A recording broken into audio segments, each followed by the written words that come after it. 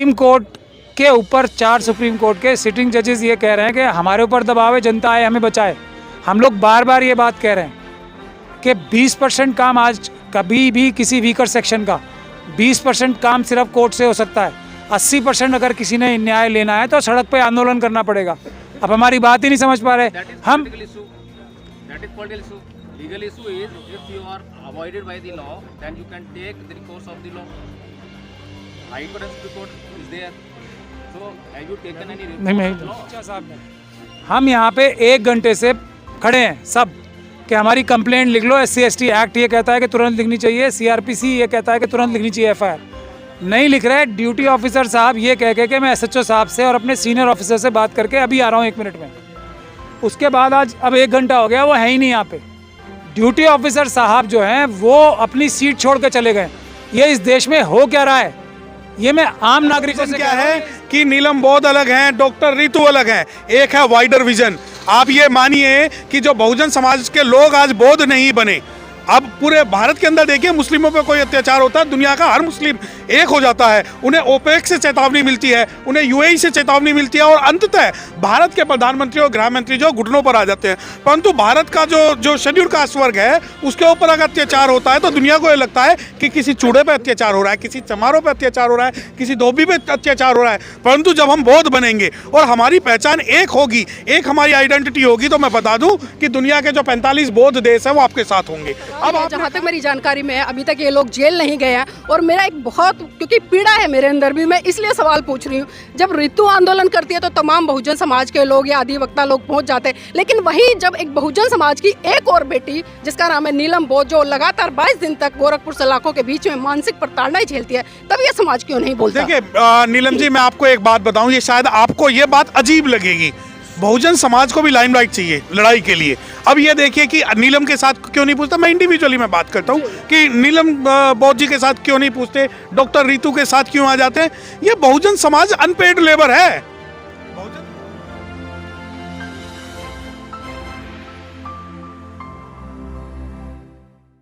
नमस्कार, आप देख रहे हैं NV News 24/7 नीलम बोध के साथ। साथियों, कड़कड़ाती ठंड है और इस कड़कड़ाती ठंड में आप देख पा रहे हैं हम हैं बुराड़ी थाने पर, और बुराड़ी थाने में आज जो प्रकरण हुआ है उसी को लेकर मैं चर्चा करूं, क्योंकि हम देख रहे हैं कि जब से भारतीय जनता पार्टी की सरकार पूर्ण बहुमत के साथ में केंद्र में स्थापित हुई है, लगातार दलितों पर कहीं ना कहीं अत्याचार शोषण बढ़ रहे हैं। दलित जब आंदोलन करते हैं तो कहीं ना कहीं उन्हें जो पुलिस प्रशासन है उसकी तानाशाही का सामना करना पड़ता है। साथियों, ज़्यादा समय नहीं बिताया, अभी पिछले दिनों जिस तरह से आप सबको पता है कि गोरखपुर में एक आंदोलन हुआ और उसमें 22 दिन गोरखपुर सलाखों के पीछे में रहकर आई, और अभी जिस तरह से कहर टूटा है बहुजन समाज की बेटी प्रोफेसर रितु पर, तो उनको यहाँ पर आज लेकर आया हो गया है और तमाम बहुजन समाज के युवा हैं उनको भी यहाँ पर लेकर आए। तो आइए एक बार उन्हीं से जानने का प्रयास करेंगे। और यहाँ पर मेरे साथ में संतोष जी है, थोड़ा सा मैं उनसे जुड़ना चाहूँगी क्योंकि वो काफ़ी समय से हैं। संतोष जी, क्या गतिविधियाँ रही हैं अब तक? मैं लगभग दिल्ली विश्वविद्यालय गेट नंबर 4 से सुबह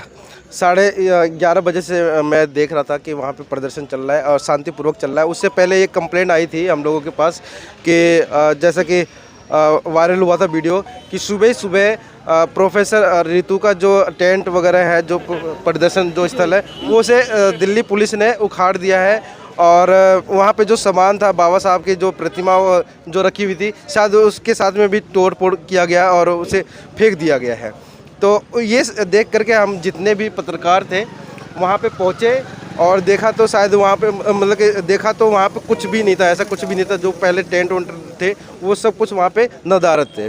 उसके बाद दिल्ली पुलिस का जो आश्वासन आता है कि यहाँ पे धारा 144 लगाया गया है और धारा 144 के अंतर्गत उस वहाँ पे कोई भी प्रदर्शन ना हो, जैसे कि बैरिकेटर पर लिखा हुआ था। वो इश्तिहार भी मैंने दर्शकों को मैंने दिखाने का काम किया कि वहाँ पे धारा 144 का वहाँ पे इश्तिहार लगा हुआ था।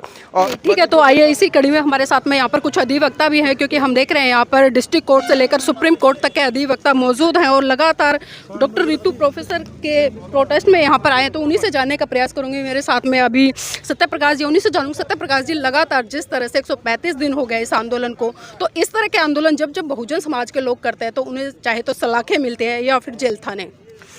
देखिए कि जुल्म सहाता नहीं सहेंगे, जुल्म सहाता नहीं सहेंगे सर भी बहुत हैं, धड़ भी बहुत है, लड़ते चलेंगे, मरते चलेंगे, कटते चलेंगे, पर बढ़ते चलेंगे। तो बहुजन समाज के जितने भी आंदोलन होते हैं उन्हें तैयार रहना चाहिए कि झंडे के साथ डंडा उन्हें खाना है।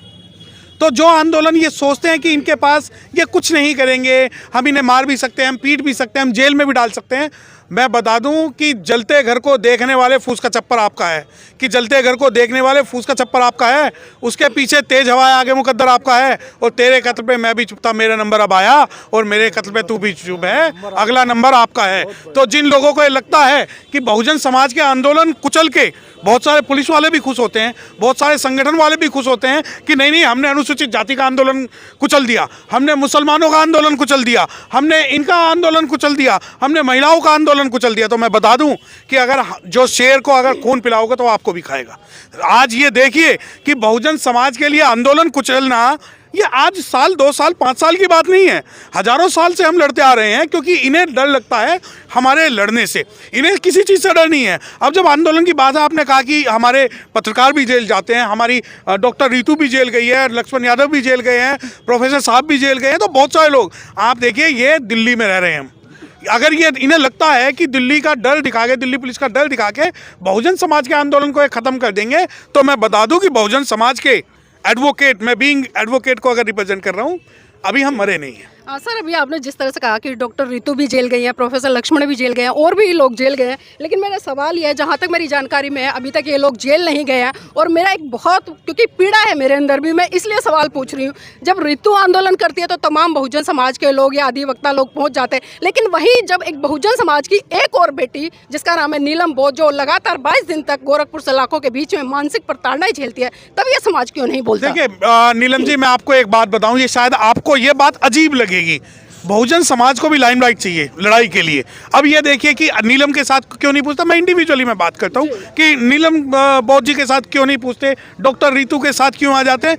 ये बहुजन समाज अनपेड लेबर है, बहुजन समाज अनपेड लेबर है।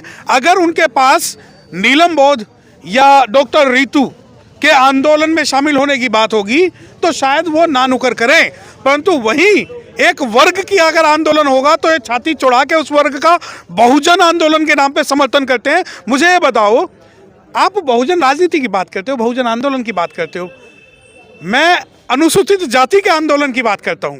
अगर मेरे पास कोई शेड्यूल कास्ट का कोई आंदोलन की बात है तो जाहिर बात है ये हमारी गलती है, मेरी गलती है कि अगर मैं डॉक्टर नीलम बोध के साथ नहीं करा, ये मेरी गलती है अगर मैं डॉक्टर रीतू के साथ नहीं करा। परंतु अगर मैं लक्ष्मण यादव के आंदोलन में जाता हूँ या किसी दूसरे के आंदोलन में जाता हूँ तो शायद ये बात सही नहीं है, क्योंकि मुझे चूज करना पड़ेगा कि मेरा घर कौन है, मेरा बहन कौन है, मेरा अपना परिवार कौन है, मेरे आंदोलन क्या है। मैं अपने घर में अगर आग लगी होगी और दूसरे के घर में आग लगी है तो सबसे पहले मैं अपने घर का ही आग बुझाऊंगा। लेकिन आज हम देख रहे हैं कि बहुजन समाज है, उसमें भी तमाम गुट बने हैं। डॉक्टर रीतू अगर आंदोलन करती है तो दूसरा गुट कहता है कि डॉक्टर रीतू किसी अन्य पार्टी से आते हैं। नीलम बोध जेल जाती है तो कहते हैं कि वो बसपा के समर्थक है, इसलिए हम नहीं बोलेंगे। कोई और आंदोलन करता है तो वो कहते हैं कि वो किसी और पार्टी से। तो क्या बहुजन समाज के जो लोग इस तरह से प्रताड़ना झेलते हैं, कि वो खाली ये प्रताड़ना झेलते रहेंगे सिर्फ पार्टियों के नाम पर या संगठनों के नाम पर? बिल्कुल आपकी बात से पूर्णतः 100% सहमत हूं। एक होता है नैरो विजन। नैरो विजन क्या है कि नीलम बोध अलग हैं, डॉक्टर रीतू अलग हैं। एक है वाइडर विजन। आप ये मानिए कि जो बहुजन समाज के लोग आज बौद्ध नहीं बने, अब पूरे भारत के अंदर देखिए मुस्लिमों पे कोई अत्याचार होता है, दुनिया का हर मुस्लिम एक हो जाता है, उन्हें ओपेक से चेतावनी मिलती है, उन्हें यूएई से चेतावनी मिलती है और अंततः भारत के प्रधानमंत्री और गृह मंत्री जो घुटनों पर आ जाते हैं। परंतु भारत का जो शेड्यूल कास्ट वर्ग है उसके ऊपर अगर अत्याचार होता है तो दुनिया को ये लगता है कि किसी चूड़े पर अत्याचार हो रहा है, किसी चमारों पर अत्याचार हो रहा है, किसी धोबी पर अत्याचार हो रहा है। परंतु जब हम बौद्ध बनेंगे और हमारी पहचान एक होगी, एक हमारी आइडेंटिटी होगी, तो मैं बता दूं कि दुनिया के जो 45 बौद्ध देश है वो आपके साथ होंगे, क्योंकि उन्हें लगता है कि अगर सत्यप्रकाश गौतम और नीलम बोध जो है बहुजन समाज पार्टी की बात करते हैं तो ये एंटी सोशल एलिमेंट है इस समाज के, वो कुछ भी हो जाए। तो अभी और बता दें कि ये कितनी देर से ड्यूटी ऑफिसर साहब अपनी सीट छोड़ के चले गए, क्या हो रहा है देश में? अच्छा ये आपसे सर आ जाओ। देश में हमारे हो क्या रहा है ये देख लीजिए।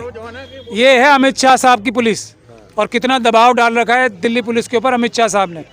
हम यहाँ पे 1 घंटे से खड़े हैं सब कि हमारी कंप्लेंट लिख लो, SC ST एक्ट ये कहता है कि तुरंत लिखनी चाहिए, CRPC ये कहता है कि तुरंत लिखनी चाहिए FIR। नहीं लिख रहे, ड्यूटी ऑफिसर साहब ये कह के मैं SHO साहब से और अपने सीनियर ऑफिसर से बात करके अभी आ रहा हूँ 1 मिनट में, उसके बाद आज अब 1 घंटा हो गया वो है ही नहीं यहाँ पे। ड्यूटी ऑफिसर साहब जो हैं वो अपनी सीट छोड़ के चले गए। ये इस देश में हो क्या रहा है, ये मैं आम नागरिकों से कह रहा हूँ, ये इस देश में हो क्या रहा है। पुलिस के ऊपर इतना दबाव अमित शाह साहब ने क्यों बना रखा है कि FIR नहीं करनी, अपना कानून पालन नहीं करना, वरना मैं तुम्हें नौकरी से निकाल दूंगा। ये पुलिस के अधिकारियों के साथ कर क्या रहे हैं अमित शाह साहब? जागिए देशवासियों, जागिए। ऐसे कोई हम आपके मौलिक अधिकारों का हनन हुआ, क्या आपने दिल्ली हाई कोर्ट या सुप्रीम कोर्ट में रिपोर्ट किया? नहीं, मौलिक अधिकारों का हनन अभी हम यहाँ तो देख लें, यहाँ पहले हम सबूत तो इकट्ठे कर लें कि अमित शाह साहब ने कैसा आतंक मचा रखा है, पुलिस कितनी डरा रखी है अमित शाह साहब ने। पहले उसके सबूत आप लोग देखिए ना, आप तो जर्नलिस्ट हैं ईमानदार। 31 दिन जो है धरने पर बैठे थे, तो वो भी कहीं ना कहीं इलीगल प्रोविजंस को मतलब जो है वहाँ पे अडॉप्ट किया प्रोसीजर को जो है पुलिस ने जो है, तब उसके खिलाफ आप कहीं गए उसमें हाई कोर्ट या सुप्रीम कोर्ट? नहीं, 136 दिन बैठे थे, लेकिन पुलिस ने हमें कभी बताया नहीं कि इलीगल है, आज तक नहीं बताया कि इलीगल है प्रोटेस्ट वो। आप जिस अरेस्ट के लिए बैठे थे वहाँ पर, अगर वो लीगल था, अगर वो प्रिंसिपल का जो लीगली अरेस्ट होना चाहिए था, हाँ, और अगर पुलिस ने अरेस्ट नहीं किया तो उसके खिलाफ जो है आप किसी कोर्ट में, हाई कोर्ट या सुप्रीम कोर्ट गए? सब में गए हुए हैं हम। तो वहाँ से क्या हुआ? वहाँ पे देखिए, भारत के जो कोर्ट्स हैं उनके 4 सुप्रीम कोर्ट के सिटिंग जजेस एक बात बोल चुके हैं कि हम पे दबाव है। जब सुप्रीम कोर्ट के जजेस ये बोल रहे हैं हम पे दबाव तो है, एक जनरल बात कह रहे हैं आप जो है, ये लीगल बात है। अगर आप हाई कोर्ट गए तो वहाँ से कोर्ट आया होगा, सुप्रीम कोर्ट गए तो वहाँ से ऑर्डर आया होगा, तो उसमें सुप्रीम कोर्ट क्या कह रही है, हाई कोर्ट क्या कह रही है आपको लेकर, आपके इशू को लेकर? मैं वही, अगर आप मुझे बोलने दें, सविता राय को अरेस्ट नहीं अगर किया। आप मुझे बोलने दें तो मैं बोल पाऊंगा ना। मैं आपको बड़ी बात बता रहा हूँ जिसके तहत ये सारी छोटी बातें हो रही हैं। जब सुप्रीम कोर्ट के ऊपर 4 सुप्रीम कोर्ट के सिटिंग जजेस ये कह रहे हैं कि हमारे ऊपर दबाव है, जनता आए हमें बचाए, हम लोग बार बार ये बात कह रहे हैं कि 20% काम आज कभी भी किसी वीकर सेक्शन का 20% काम सिर्फ कोर्ट से हो सकता है। 80% अगर किसी ने न्याय लेना है तो सड़क पे आंदोलन करना पड़ेगा। अब हमारी बात ही नहीं समझ पा रहे हम। That is political issue. Legal issue is if you are avoided by the law, then you can take the recourse of the law. High Court and Supreme Court is there. So have you taken any recourse of law? नहीं, यही हम आपको बार बार समझाने की कोशिश कर रहे हैं और आपकी आम जनता को भी। रिकॉर्ड्स ऑफ लॉ क्या होता है? आपका प्रोटेस्ट था वो लीगल था या वो एक पॉलिटिकल इशू था? अगर पॉलिटिकल इशू, आप पॉलिटिकल इशू को क्या समझते हैं? ये पॉलिटिकल इशू मैं आपको बता रहा हूँ कि 4 सुप्रीम कोर्ट के जजेस जो हैं वो प्रेस कॉन्फ्रेंस कर रहे हैं अपने बैठ के, ये मैं आपको पॉलिटिकल इशू बना रहा हूँ? ये मैं आपको संवैधानिक इशू बता रहा हूँ। देश का संविधान खतरे में। पॉलिटिकल क्या होता है इशू? पॉलिटिकल, आप 156(3) में कोई पिटीशन फाइल करते हैं एमएम के पास में, if it is rejected then you have to take the recourse of अगर जज ये कह रहा है फिर आप High Court then Supreme Court. मुद्दे से मत भटकिए, ना भटकने दीजिए, ना मुझे भटकने दीजिए, क्योंकि मैं भटकूंगा नहीं, आप कितना भी पूछ लें मुझसे। जब जजेस ये कह रहे हैं हम पे दबाव है, फिर भी आप कह रहे हैं कि पहले 156(3) डालो, उसकी रिवीजन डालो, उसकी हाई कोर्ट में जाओ, उसके बाद सुप्रीम कोर्ट में जाओ। भी कोर्ट नहीं जाएंगे? नहीं, कोर्ट जाएंगे। 20% काम कहाँ से हो? यहाँ पे ड्यूटी ऑफिसर को हाँ। रहे हैं, तो ये भी तो लीगल प्रोसीजर है ना। ये कोर्ट की और कानून की फिर आपको कोर्ट के बारे में मैं थोड़ा आपको समझा दूं और आपके दर्शकों को भी आपके माध्यम से। कोर्ट एक हिस्सा है हमारे संविधान के तहत जो सिस्टम बनाया है ना बाबा साहब ने, उसका एक छोटा सा हिस्सा है कोर्ट। ये जो अभी हम यहाँ कर रहे हैं ये बड़ा हिस्सा है कि हम बाध्य कर रहे हैं संविधान के हिसाब से काम करने का अपने नौकरों को। पब्लिक जो हम मालिक हैं देश के, हम अपने नौकरों को ये बाध्य कर रहे हैं कि पीसफुल तरीके से देखिए कि आप संविधान के और कानून के हिसाब से काम करो। कोर्ट के पास आदमी कब जाता है? जब उस अधिकारी जो हैं वो जो कानून है उसका उल्लंघन करे, वो शिकायत लेके। पहले हम अपनी ठीक से शिकायत करना शुरू करें। हमारे 90% काम 80% काम यहीं से होंगे। बाबा साहब ने कहा था कि now the Gandhian type of protest is illegal and unconstitutional. इसके क्या मायने थे? देखिए, ये आप दिखाइए बाबा साहब ने कहा था।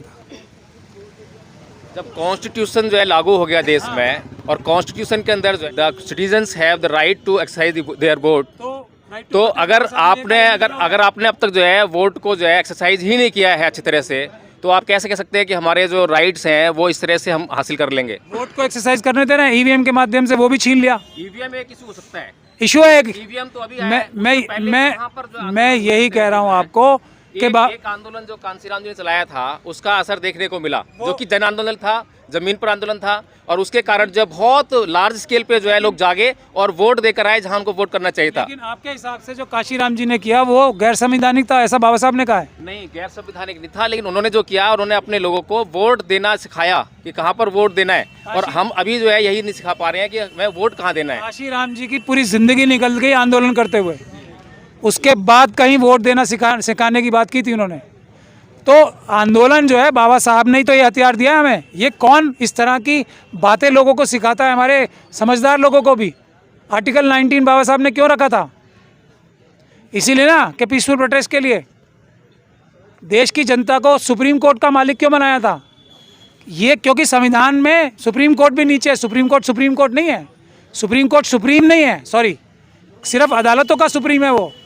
उसके ऊपर एक और सुप्रीम है भारत की, देश की जनता, बाबा साहब ने बनाई है ये। बाबा साहब को मिसकोट करके गलत भ्रांतियां फैला के बाबा साहब के बारे में इस तरह की बातें, बाबा साहब ने सबसे बड़ी ताकत एक वोट की दे के सुप्रीम कोर्ट को जनता के नीचे किया है, पार्लियामेंट को जनता के नीचे किया है। तो आंदोलन को सबसे ऊपर किया है बाबा साहब ने, और बाबा साहब से बड़ा आंदोलनकारी भी कोई नहीं था।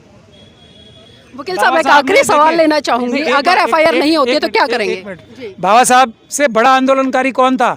बाकी लोगों की तो पब्लिसिटी ज्यादा हुई। महाड़ आंदोलन किसने? अब तो वकील साहब मजबूरी बन गई है ऐसा आंदोलन करने की। नहीं, महाड़ आंदोलन किसने शुरू किया था? सर मुद्दे पे आते हैं, मुद्दे पे। मुद्दा यही है, बाबा साहब ही मुद्दा है, उसके अलावा कोई मुद्दा ही नहीं है। वकील साहब, अगर एफआईआर नहीं होती है तो क्या करेंगे? जो हम कर रहे हैं 80% काम हम पीसफुल प्रोटेस्ट करके करेंगे, और 20% पास काट हम कल अदालत में भी जा रहे हैं।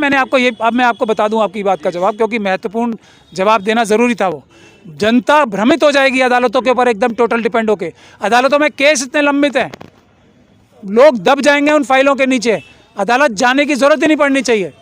हम जो हमारे नौकर हैं, सरकारी अधिकारी, जो चीफ सेक्रेटरी हैं, उसको बाध्य करें पीसफुल प्रोटेस्ट के जरिए कि तुम कानून के हिसाब से काम करो। क्यों जाएंगे हम अदालत? अभी सुप्रीम कोर्ट के जज साहब ने कहा रिटायर होने से पहले कि ऑपोजिशन का काम हमसे मत कराइए। तो मैं आपसे, अब मैं डॉक्टर रितु के केस के बारे में बता दूं, हमने 156(3) डाल के आईओ चेंज कराया, लेकिन उन सब में हमने ये कहा कि इसमें डीसीपी साहब और कमिश्नर साहब को अरेस्ट होना चाहिए। डीसीपी और कमिश्नर साहब को डॉक्टर रितु के केस में वो इशू लंबित है, लेकिन अदालतों में क्या दिक्कत है? तारीख पे तारीख, और उसके बाद दबाव, तो उसमें लग जाएंगे 20 साल। डॉक्टर रितु को न्याय कहाँ जाएगा? इसीलिए ये है तुरंत न्याय जिसके लिए हम यहाँ लड़ रहे हैं, और ये हर जगह होगा। डॉक्टर रितु का प्रोटेस्ट, दुनिया की कोई ताकत वहीं गेट नंबर 4 पे होने से, दुनिया की कोई ताकत, जितना दम है ना अमित शाह साहब अपने में, पूरा लगा लीजिएगा, प्रोटेस्ट वहीं होगा।